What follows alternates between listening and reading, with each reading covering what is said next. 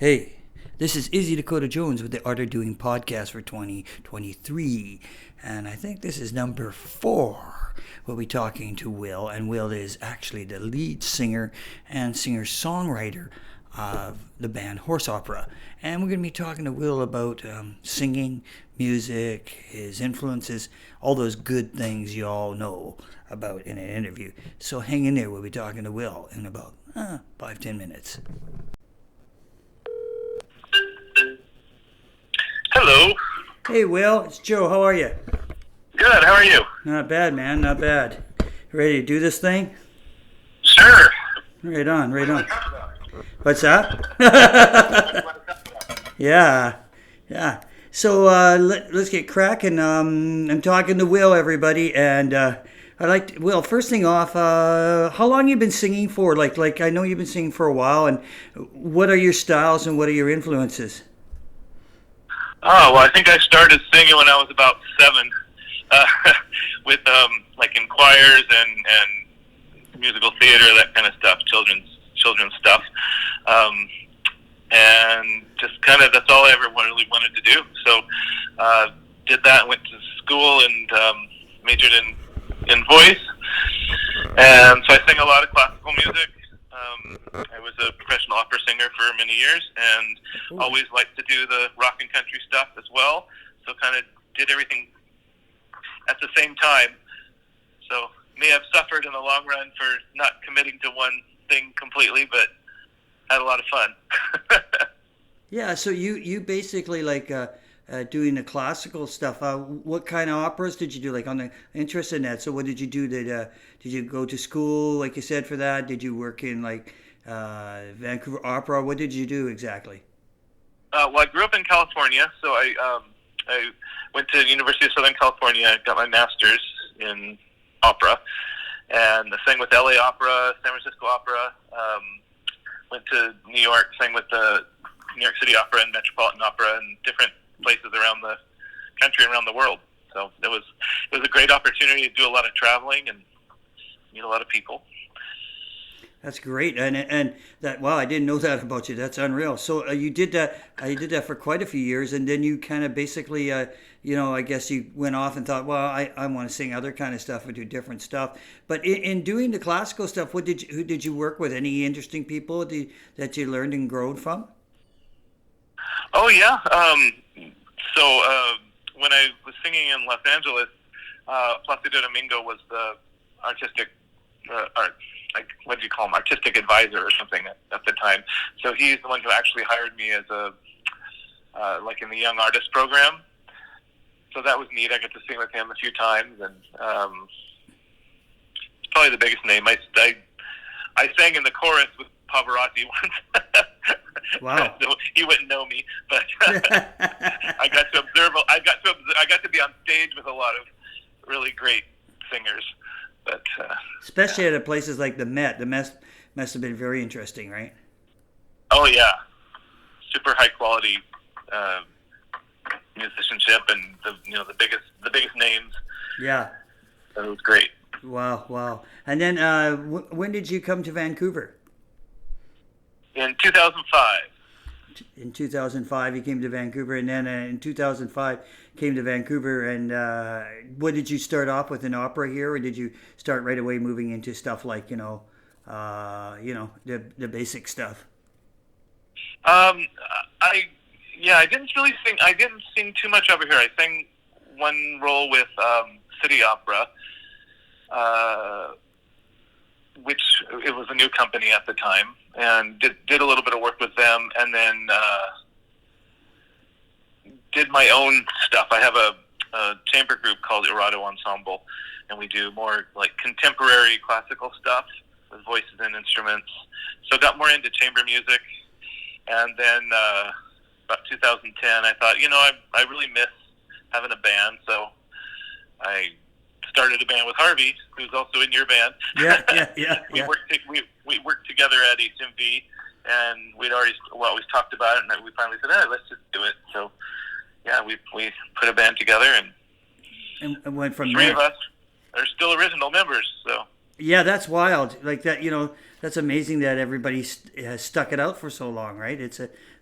That's really hard to do. That's an achievement within itself, right? That everybody gets along really well and plays together and writes music and does all that stuff. That's interesting as heck. Yeah, that's really cool. And where did you guys come up with the name Horse Opera? It's a term for an old Western. So Okay. like soap opera, when they used to have the Westerns in the movie theaters, and they'd be repeated each week or month, or I don't know, I wasn't alive then, but people would go to these matinees, and it would be like a continuing story, and so they called them horse operas. Interesting. Wow. Because that's an interesting name when you get, and that's also really cool because that stands out. Like it's unique. Like you don't hear that, or hear a lot of bands name that. So you did nail down a name that's kind of different from everybody else too. That's really cool. And the style of music is, what would you consider horse opera like? I'd say it's roots rock or Americana mostly. We have a lot of influences, so definitely some country influences, rock, blues, rockabilly. Right. Yeah. Interesting. That's very interesting. And when you guys, I know you guys also record. When you're out to record, how does that work with that and the songwriting? Well, we usually record stuff that we've been playing for quite a while, so it goes pretty smoothly. Right now, I got a couple more songs to write. I'm not that prolific a writer anymore, but I got a couple songs to write that I'm working on to finish up the next project. So the next album will be sort of a semi-concept album, but some songs we've been doing for a while and some new songs. Right on. So it's a little bit different. Yeah, that's interesting. That's interesting. And so more of a concept album. What's the concept on the album? What's it about? It's loosely based on, it's going to be called Small Town. So Ben doesn't even know this yet. I haven't told him yet. But, you heard it first. They're sort of like story songs about people and that might live in a town. It doesn't have to be the same town necessarily, but yes. So farmers and burglars and I don't know, whatever. Yeah. And then did you? I mean, like you said, you lived in California. Did you live in a small area in Southern California, or where did you live exactly? No, I grew up in San Jose, which is the Bay Area. Yeah, the Bay Area. And then I went to college I lived in Long Beach, California, which is Southern California. Yes. So I went to undergrad and graduate school there. Right on. So San Jose is small compared to San Francisco, that's for sure, right?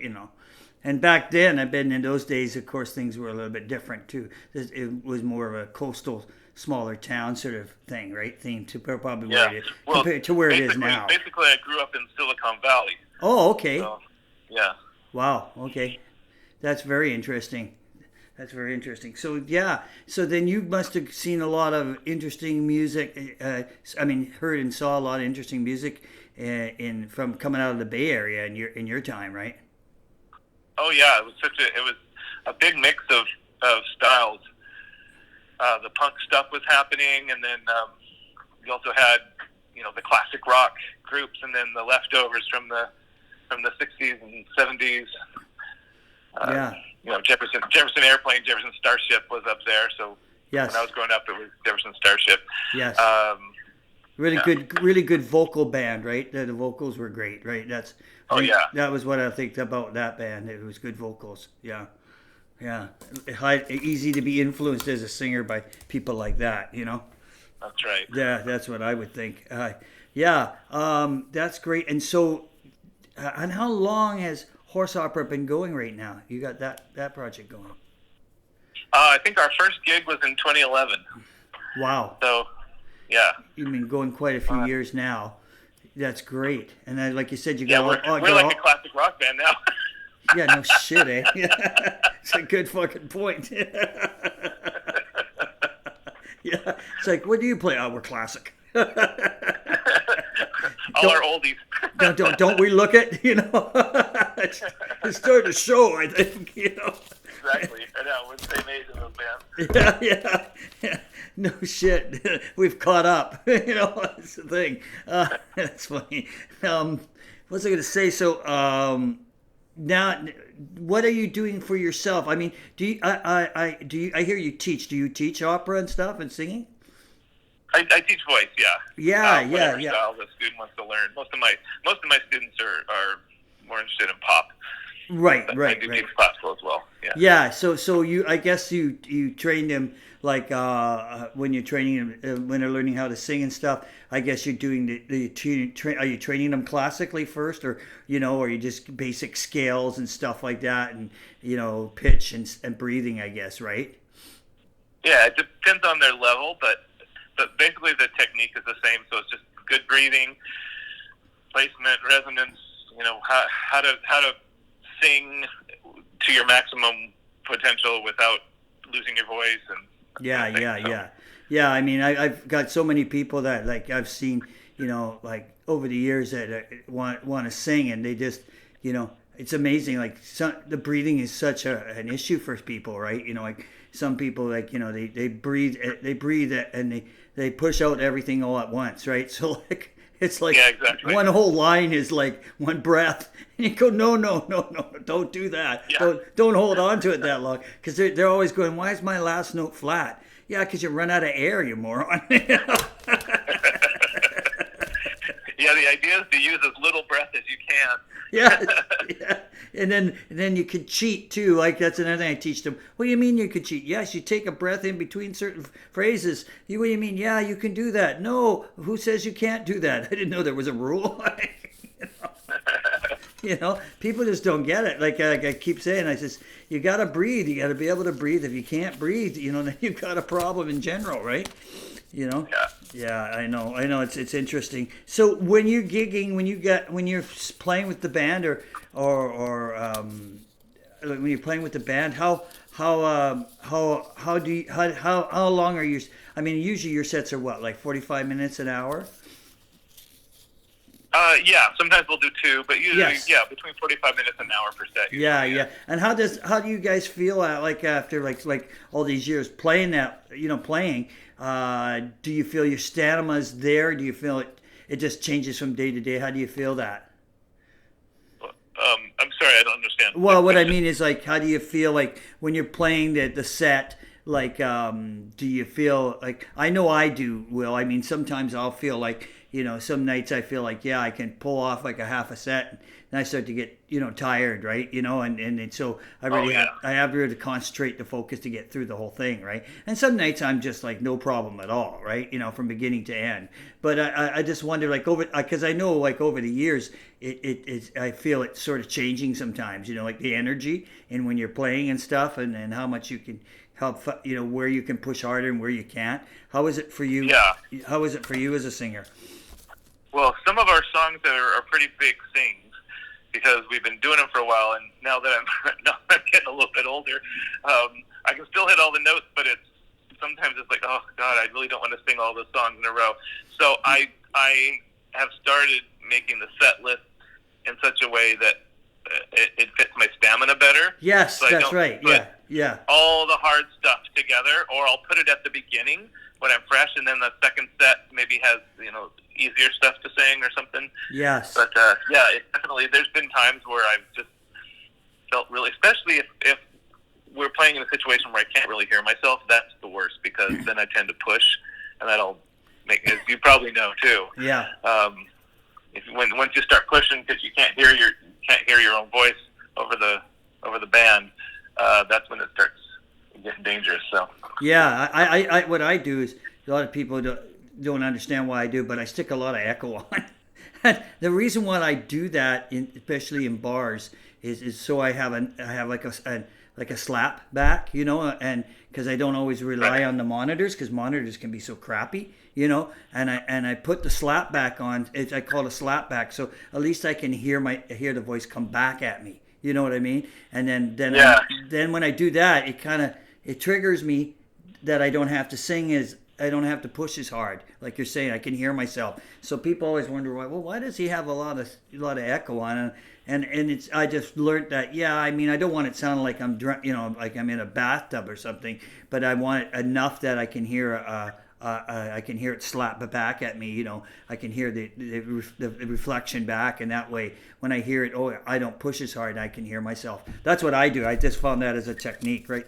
Not because when you're playing in, like you said, playing in bands, the bands tend to get louder. Harvey. Harvey and I have this issue right now with his loud bass playing sometimes, right? He likes to play loud, and I don't mind. I understand he wants to rock out, but give it to the singer for fuck's sake. Yeah. And so when you were also just to go back a bit, because I'm so interested in the opera thing, because I actually trained in opera too, but privately, right? I did it with a vocal coach called Mr. Morton, and he was on Seymour Street by A&B Sound back in the day, and he had been worked at the Met, and he's done all that kind of stuff too, way back in the 30s, right? The 20s and the 30s. Wow. Oh yeah, he was like way back in those days with Caruso and all that, and he was in vaudeville days and all that kind of stuff. So he worked with Bob Hope and people like that, right? So anyways, I just wondering, like, when you were doing the opera, like how many shows and how long? That must have been a lot of work, right? Holy shit. Yeah. Well, usually, I mean, if it's just a one-off thing, like if I got hired to do something in an opera house somewhere, you'd probably be about a 3-week. 3-week stint. Yeah. 3 weeks sprint. Yeah. So you'd have rehearsals, music rehearsals, stage rehearsals, and then you'd have the show for a few. There's usually a few, not just one. Yes. But then when I sang at the Met, I sang in the Met chorus there. Right. And so that was like, get there at 10 o'clock in the morning, do either staging or music rehearsals, and then in the afternoon you do the other one, and then at night is the shows. So you're there all day, every day. But it pays good. Yeah, I bet it paid good, didn't it? Yeah, I never thought about that. So that was good because you're right up there with working with the big stars, right? And the venue itself is the prestige of that venue is incredible, right? And then you said you also went over and did Europe too, right? Places in Europe. I did. Where I did Hong Kong a couple times. I did. Yeah, I gave a recital in Stockholm. Ooh. I did some stuff in Finland. Yeah, England. Cool. So, yeah, got to travel quite a bit, which was nice. Yeah. So and plus you're doing what you love to at the same time, right? Exactly. Yeah. Very, very, very, very, very cool. That's great. And so now, and I'm going to flip back again to, so when you're teaching your students, and some of them are learning, like you said, they like to learn pop and stuff. So how do you how do you know like in your experiences which ones are developing faster than the others? How do you know that you've got somebody who's catching it and grabbing it? Well, I try not to compare them to the other students. It's just about improving where you're starting from. Yes. So yes. I have people that are like complete beginners that have trouble matching pitch. That's going to be a much slower process. Right. Because right. they don't have the natural tools to do it, and other people that come in that they're just they're natural singers, right? So then you just have to sort of help them along themselves. Yeah, it's the ones. I have one student who just got a record contract, and it's a completely different thing because her style is very current pop style, sort of breathy, and I don't want to change that because it's what she does. So I'm just trying to work with her on being more herself, right, and just getting better, so she can do this stuff live. And yes, and be more natural, I guess. Be more to her. Yeah, use her voice the way she would actually learn how to, I mean, stylistically bring her voice out, right? Her style, her character. That's Right. interesting. Exactly. That's interesting, huh? And I guess that comes from what? How do you get that from? Just working on her ability as a singer and her confidence, I guess. Yeah, her confidence and helping her with the things like breath control for Yeah, one, yeah. and where what register she's going to sing different things in. If something's in the bit of her higher range, does she want to do it in her chest voice and her head voice, that kind of thing. Right. That's interesting too, right? That's a whole other gamut, as as singers, I guess you are too. Our ranges are changing, right? I don't know if like mine does. I used to be able to sing way up in the stratosphere, and and I just can't do that as much anymore, right? I can do it, but I can't extend it as long and stuff, right? And I noticed. So you got to now work with what what your voice will give you, your body and your breathing will give you. So I've noticed a change to that. Have you noticed that? Oh yeah, definitely. Yeah.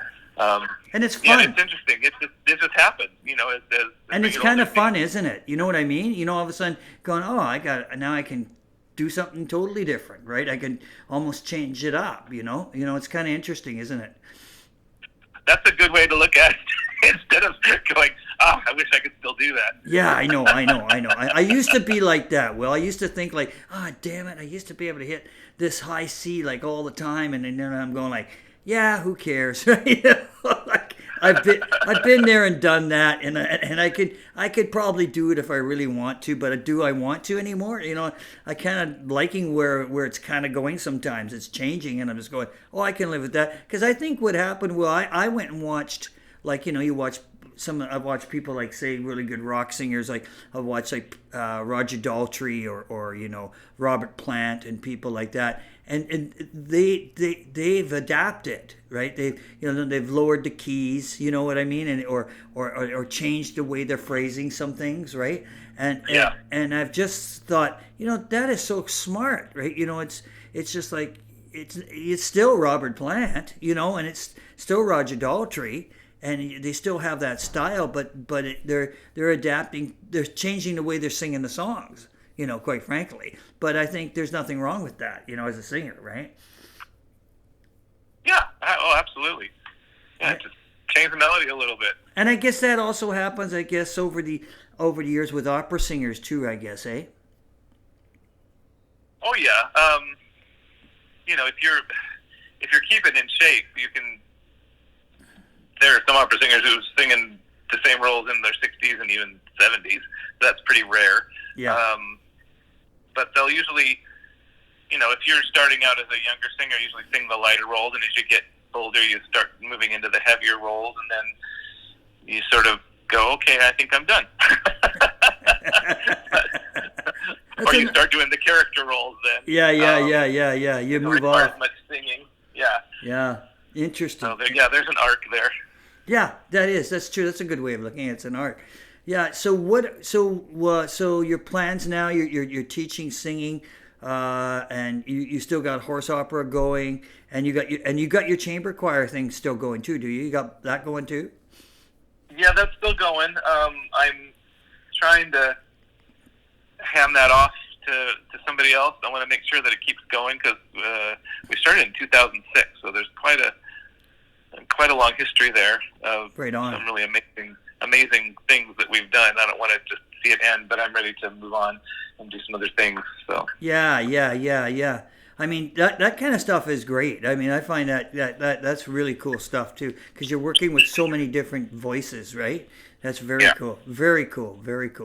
That's very cool. I'm glad to see that you've done that for so long, and so you're going to move on. And what else are you moving on to? Any other kind of stuff you're going to move on with, singing and stuff? Well, I'd like to do more composing, like classical composing, because I do that as well. But it takes a lot of time. Right. And just been so busy with all my different things, I just got to try to get rid of some of these activities that I've been involved in, so I can spend more time just doing my own things. Right. For me. So Yeah. Which is good, right? It's good. That's the way you want to do. You can get more me time in. That's for sure. As I'm sure as we're getting older, that's one thing you want. You want more me time. Yeah, exactly, and more creative time. Yes, exactly. Because that's the things I think that's what inspires us and what we all enjoy to do, right? So that's great. That's great. Well, I'm going to let you go, Will. It was great talking to you, and I like to talk to you again about it because we're both singers. I just find that's totally great that with the opera stuff too, because I know you did it, but I didn't know how intensely you did it. And that's great because, like I said, I tried it. I was taught for like 4 or 5 years, and I never went anywhere past just doing what I do in bands and record, but I enjoyed doing it, rehearse, working with my vocal coach. It shows in your singing. So. Yeah, it does. It shows in the singing, and it's kind of it gives you. I always had the only thing I always had problem was not a problem, but was always interesting. The vocal coach used to laugh. I'll tell you this quick story. Mr. Morton, like I say, he was pretty old even when I was working with him, and we would sit there and I go, okay, we'd sing this Italian piece or something, and I'd start screwing up the language, right? And he'd look at me and he'd go, no, it doesn't mean that, it doesn't sound like this, it sounds like that. And I go, okay. And then I go and do it. He goes, you're still doing it that way. And I says, oh, I give up, right? He goes, I says, who cares anyways? What's this song all about anyways? It goes, it's about love and betrayal and blah, blah, blah. I says, well, you always criticize when I bring in like a Beatles song and you say, all you're singing is about baby, baby, baby. And he starts laughing. I says, they were singing that stuff in the 16th century. Nothing's changed. Nothing's changed. I said, still the same subject matter. He starts laughing. He goes, okay, you got me there. So yeah, it's great talking to you, Will, and hopefully we can do that again. Talk over some more singing and stuff. I appreciate that. Thank you, Will. Take care. All right, that was Will, everybody. Hope you enjoyed that interview and that talk. And stay tuned for some more things coming your way. And check out Horse Opera. Check out Will and his project and his music whenever you can. And I'm sure you can see it and get it all online and stuff. Will is a great singer, interesting singer, and has a unique band and style. All right, thank you very much. Talk to you soon.